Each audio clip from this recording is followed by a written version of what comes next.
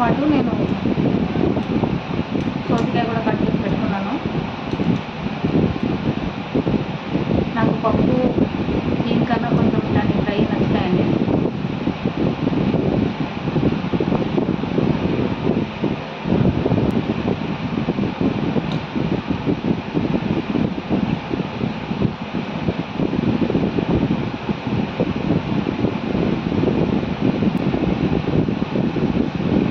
కొత్తగా YouTube channel start చేశానండి.